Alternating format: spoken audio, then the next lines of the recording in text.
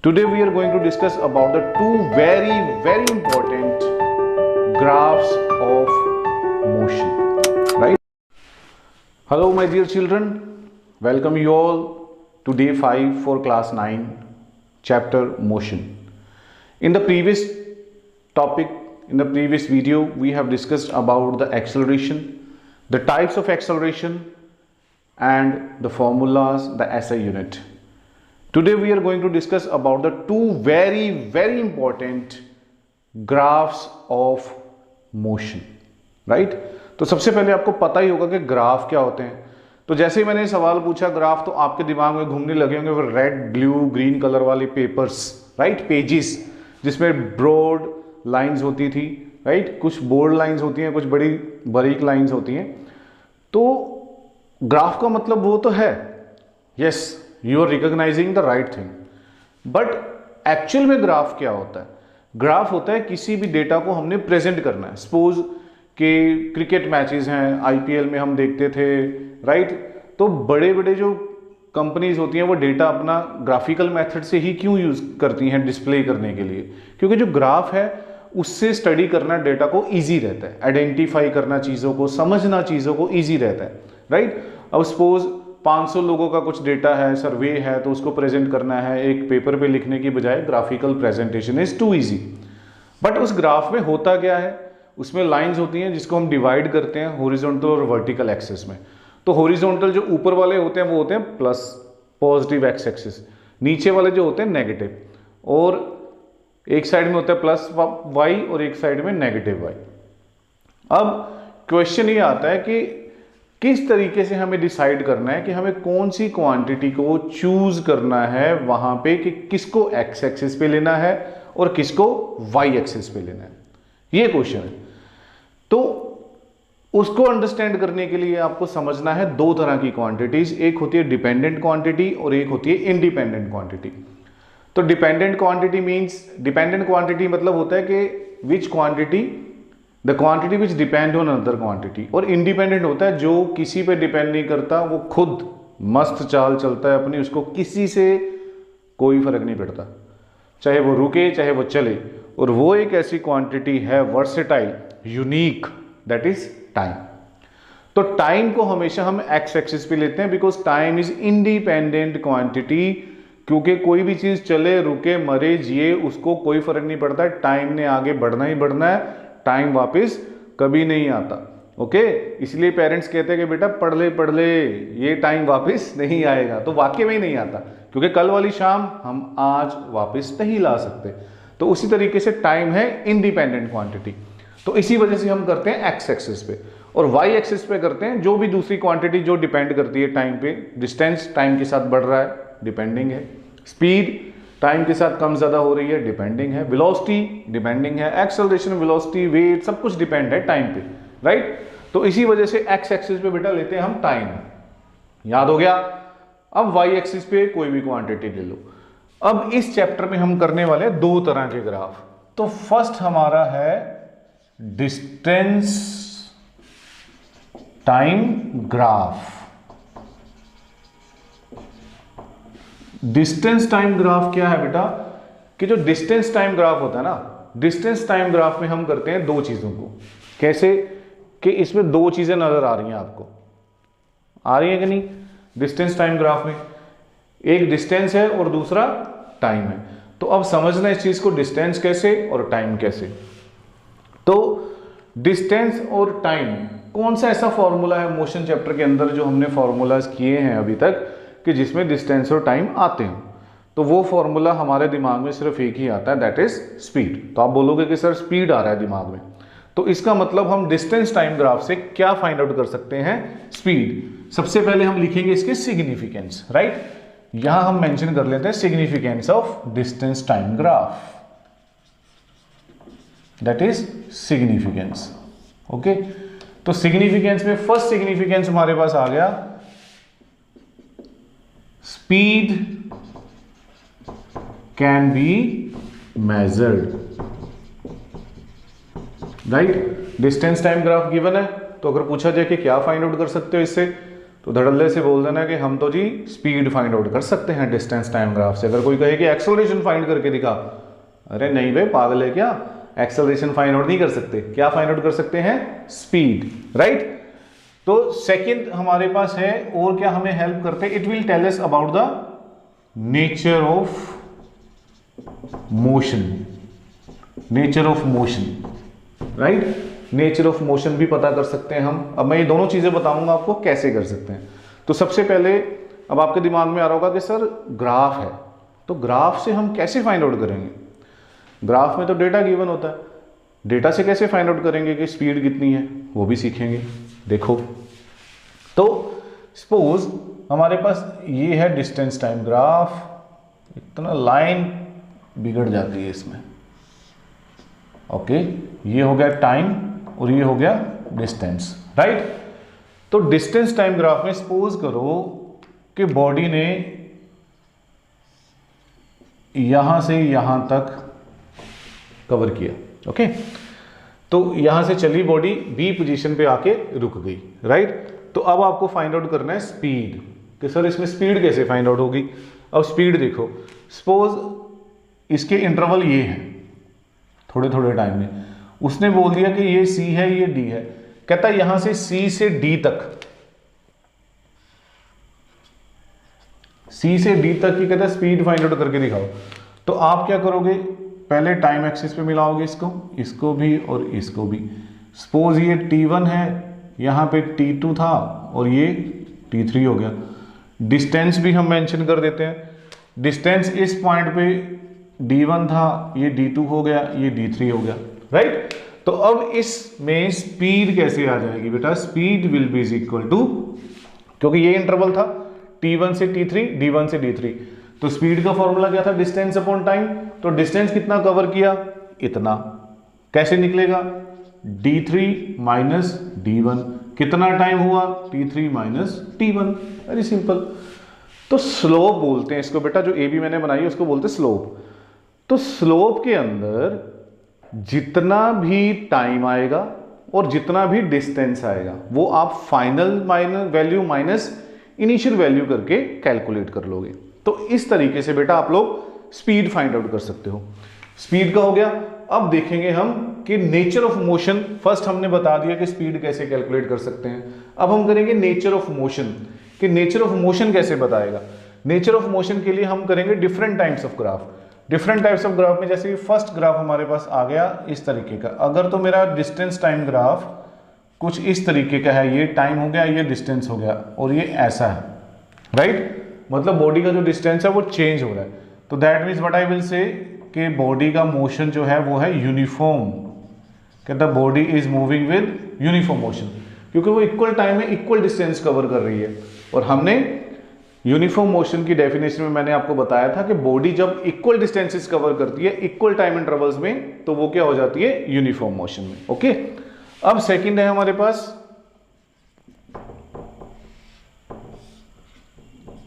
जब बॉडी का मोशन कुछ इस तरीके से हो जाए, ऐसे जिगजैग में, तो ऑब्वियसली डिस्टेंसेस अनइक्वल है, राइट। तो ये कौन सा हो गया, non uniform. This is my non uniform motion, right. तो ये बन गया बेटा नॉन यूनिफॉर्म मोशन। अब थर्ड वाला पार्ट है जो वो हमें बताता है कि अगर कुछ इस तरीके से हो, टाइम और डिस्टेंस और बॉडी ऐसे जा रही है, ये टेढ़ी नहीं है, स्ट्रेट है, ठीक है। तो अब बॉडी का देखो जो टाइम इंटरवल तो बढ़ गया है यहाँ पे, T1, चलो इसको आवर्स में ले लेते हैं, 1 2 3 4, ये है आवर्स में, ओके। और ये डिस्टेंस सपोज करो 10 20 30, ये था 30 किलोमीटर, ओके। तो बॉडी 1 घंटे में भी 30 किलोमीटर पे है, 3 में भी 4 में भी 30 किलोमीटर पे। इसका मतलब बॉडी ने अपना डिस्टेंस तो चेंज किया ही नहीं, दैट मीन्स कि body is at rest, body is not moving at all, okay. तो that means what does this type of motion shows, body is at rest, right. So that is the meaning of nature of motion, कि हम उनको कैसे identify कर सकते हैं, by looking at the graph. चलिए ये समझ आ गया। अब हम चलते हैं वेलोसिटी टाइम ग्राफ में, कि वेलोसिटी टाइम ग्राफ में हम कैसे करते हैं। तो नेक्स्ट ग्राफ है हमारा वेलोसिटी टाइम ग्राफ। ओहो, सिग्निफिकेंस तो चल सकता था, चलो कोई बात नहीं। तो हम यहाँ पे अब सारा इरेज कर देते हैं, राइट। तो अब बनेगा वेलोसिटी टाइम ग्राफ,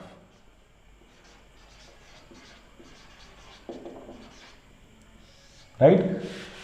अब उसी तरीके से फाइंड आउट बात करते हैं कि वेलोसिटी टाइम ग्राफ हमने कौन से ऐसे फॉर्मूलाज किए हैं कि जिसमें वेलोसिटी भी आई हो और टाइम भी आया हो। अगर आपको याद हो बेटा, तो हमने फॉर्मूलाज किए हैं speed, velocity, acceleration, distance, displacement का कोई फॉर्मूला नहीं था, वो तो लेंथ थी। तो एक हमने किया था velocity, velocity is equal to displacement upon time. तो एक फॉर्मूला था हमारा velocity is equal to displacement upon time, right. और सेकंड हमने किया था एक्सेलरेशन। एक्सेलरेशन अगर आपको याद हो, change in velocity upon time.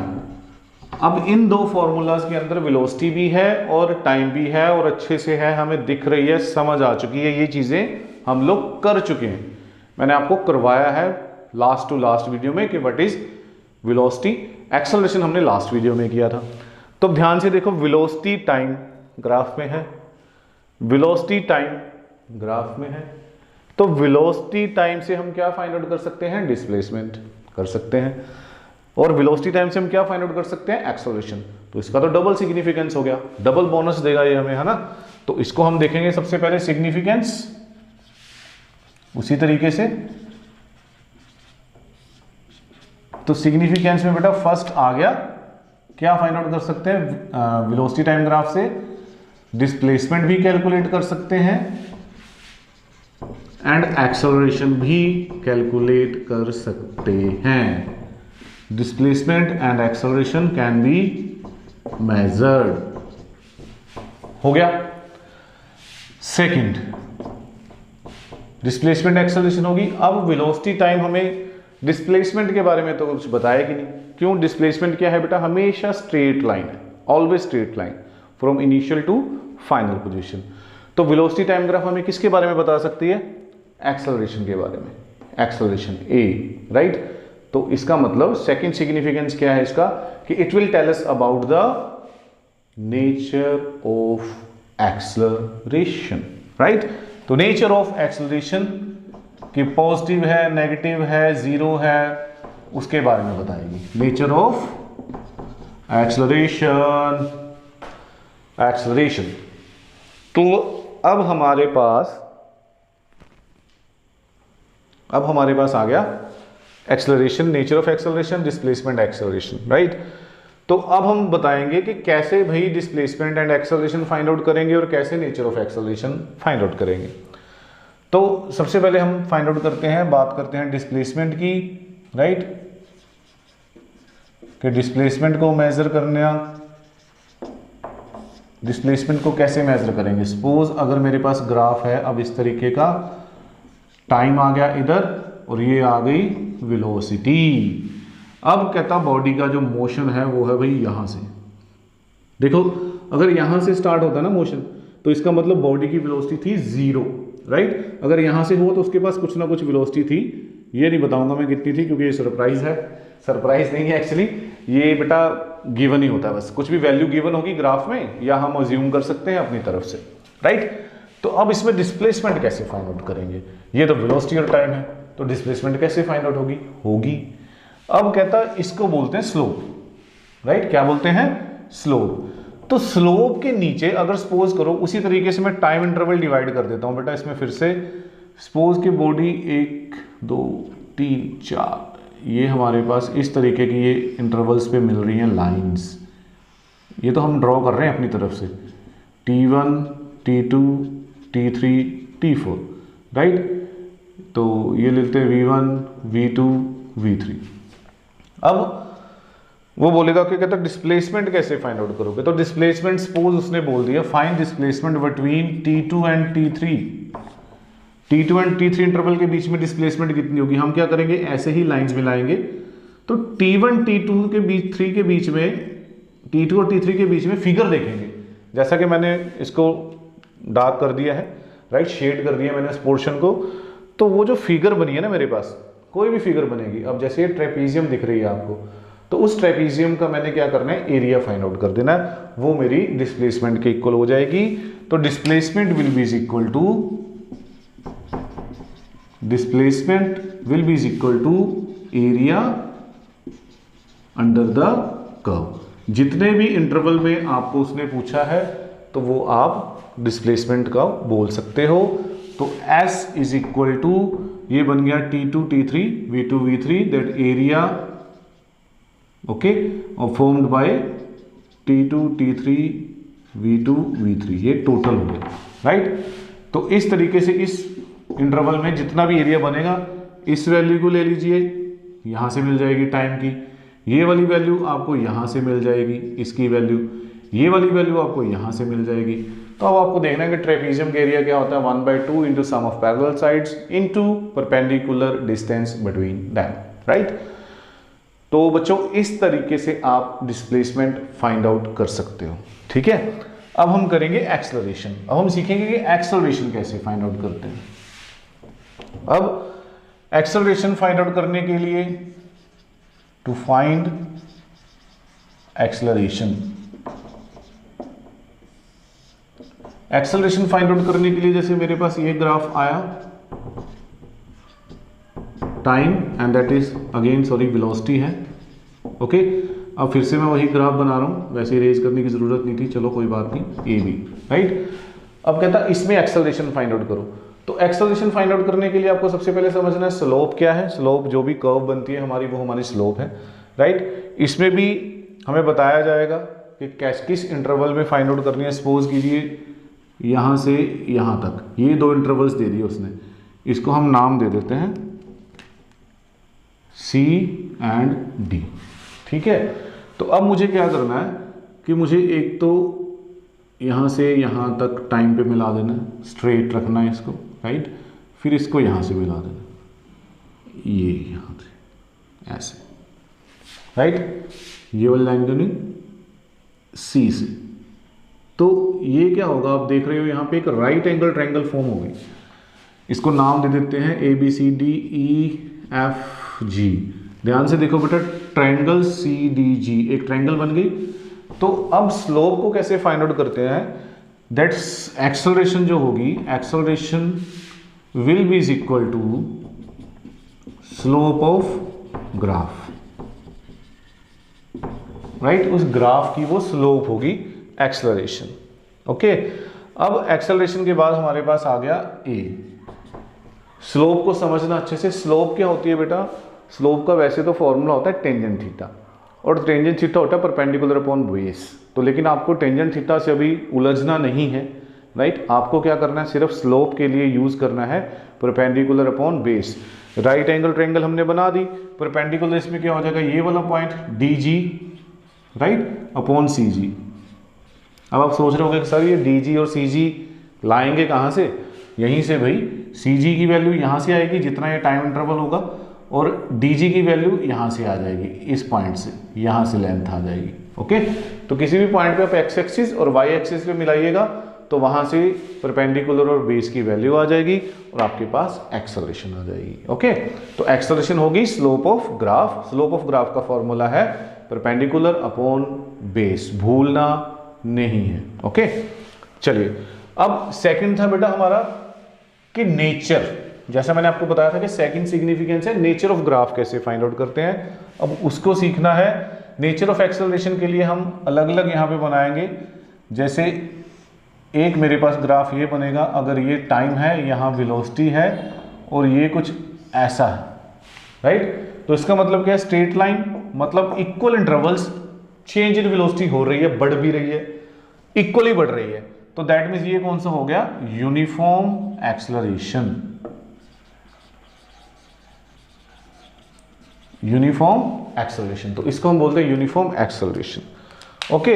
अब सेकेंडली उसी तरह ग्राफ को अगर बनाएं, टाइम और वेलोसिटी अगेन, ओके। और अगर हमारे पास इस तरीके से कुछ बन गया, दैट मीन्स वेलोसिटी बढ़ रही है लेकिन इक्वली नहीं बन रही, तो that means non uniform acceleration, non uniform acceleration. Clear हो गया। अब थर्ड पार्ट है हमारे पास, ये टाइम है, अगेन वेलोसिटी है, राइट। और अगर अब फिर से ये टाइम एक्सिस में पैरेलल है, लेकिन यहाँ वेलोसिटी है, दिखने में ये डिस्टेंस टाइम ग्राफ जैसा ही लग रहा है, तो इसमें ये नहीं लिखेंगे कि body is at rest. Body के पास वेलोसिटी, इसका मतलब बॉडी रेस्ट पे तो है ही नहीं, ओके। बट इसका मतलब ये है कि हर टाइम में, हर टाइम इंटरवल पे जब भी मैं उसको चेक कर रहा हूं तो उसकी वेलोसिटी यही है। Suppose it is 50, right, 1 2 3 4 1 hour 2 hour 3 hour 4 hour में वो 50 की स्पीड से ही जा रहा है। इसका मतलब फाइनल और इनिशियल वेलोसिटी सेम है, राइट। तो इसका मतलब उसमें एक्सेलरेशन है ही नहीं, तो ये कौन सा हो गया हमारा, zero acceleration.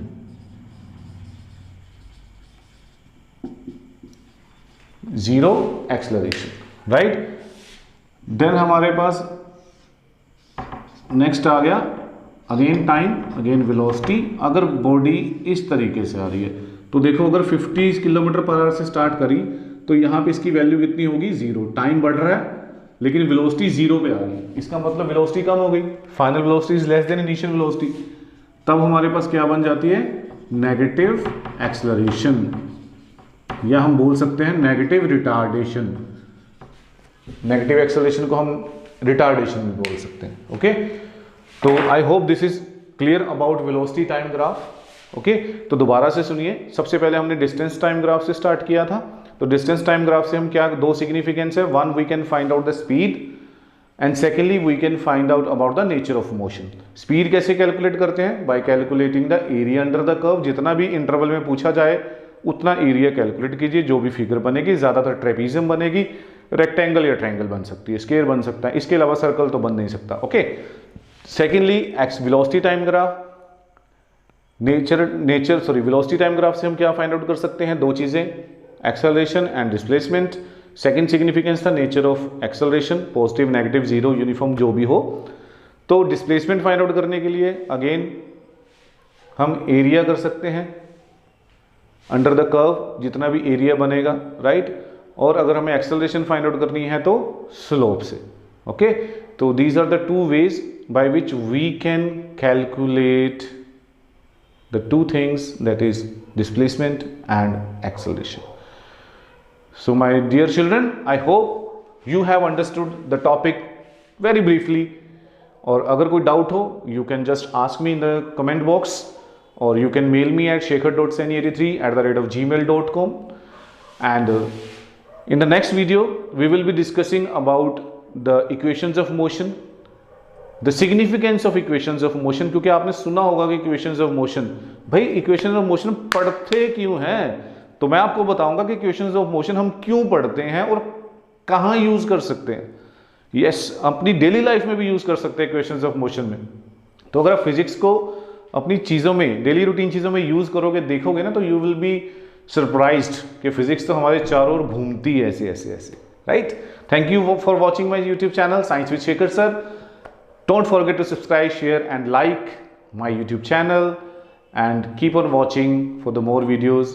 We will see you in the next lecture, day 6 for class 9. Thank you so much.